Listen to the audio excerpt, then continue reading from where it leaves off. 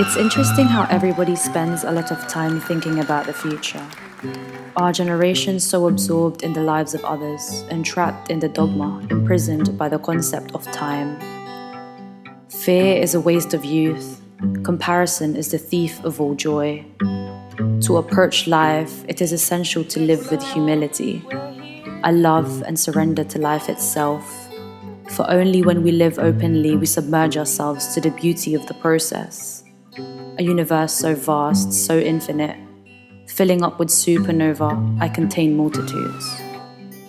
Young and naive, enriched with energy that stem from the same source. 1,000 words, 1,000,000 stories, 1,000,000,000 lives are lived. Sometimes we have to learn how to not look so far ahead. We miss the fact that what we have is worth looking at.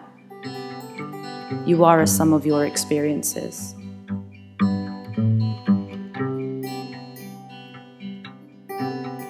Happy birthday to you.